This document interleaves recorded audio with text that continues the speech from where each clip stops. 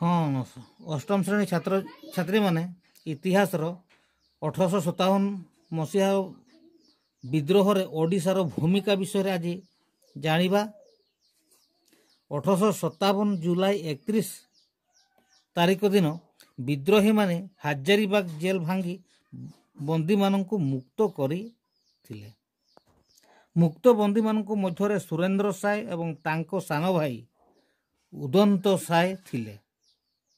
से दुई भाई थिले। से माने संबलपुर आसी इंग्रेज माननक विरुद्ध रे आदिवासी को संगठित कले एवं मानगण्य व्यक्ति माने तांको स्वागत अभ्यर्थना जणाइले।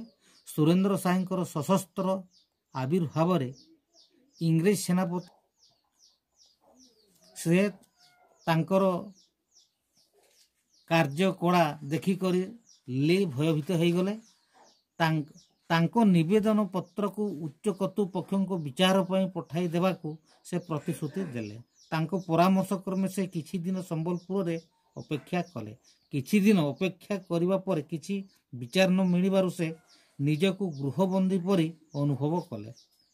काल विलंब न करी पुलिस जोगवाड़ी आखिरे धूड़ी देई से जन्मभूमि खिंडा को प्रत्यावर्तन कले। तापर सी तार जन्मभूमि को पड़ेले बा चली गले। तांको डाकरारे संबलपुर जमीदार गंतिया आदिवासी साधारण जनता विद्रोह रे सामिल हो गले। वीर सुरेंद्र साय तांको समर्थक विद्रोही माननकु चारि भाग रे विभक्त कले। गोटिए दल भाई उदंत सायंको सेनापतित्व रे रहिला एवं तांको दल झारसुगुड़ा घाटी ठारे अवस्थान कले। एमाने हजारीबाग एवं रांची सहित संबलपुर जोगाजोग काटी देले। तृतीय दल हेले लोईसिंहा जमीदार नेतृत्व रे कटक संबलपुर राज्य रास्तार थिबा बटघाटी ठारे अवस्थापित हेले। आउ चतुर्थ दल घेस जमीदार माधव सिंह नेतृत्व रे संबलपुर नागपुर राजपथ थिबा सिंगड़ा घाटी रे अवस्थापित होई एही रास्ता को करायत कले। माधव सिंह युद्ध करी बंदी हेले। से मृत्युदंड पाइले। पाइक संग्रह कले।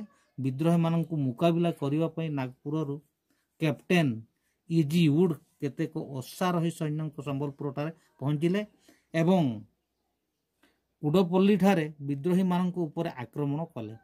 53 जन विद्रोही सहित सुरेंद्र साय भाई छबिड़ साय निहत होइले। विद्रोही माने कैप्टेन वुड को हत्या कले। विद्रोही माने कैप्टेन वुड को हत्या कले। कर्नेल फॉरेस्टर 1858 मसीहा मार्च 29 तारीख दिन एक विराट सैन्य बाहिनी धरी संबलपुर रे पहुंचिले। से बहुत अत्याचार कले एवं विद्रोही जमीदार माननकु से बंदी कले एवं फांसी दंड देले। निष्ठुर भाव विद्रोह दमन करिवार उद्यम जारी रहिला। 1861 मसीहा सेप्टेम्बर 24 तारीख रे कमिशनर मेजर इम्फे घोषणा कले जे सुरेंद्र साय तांको भाई उदंत साय और पुत्र मित्र भानु को व्यतीत अन्य समस्त विद्रोही को क्षमा दिया जिवो।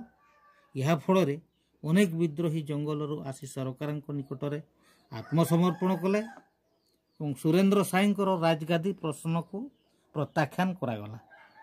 1863 मसीहा संबलपुर डेपुटी कमिशनर कुंबर लेज सुरेंद्र साय एवं तांको सहयोगी मानकु बंदी करने को आदेश देले।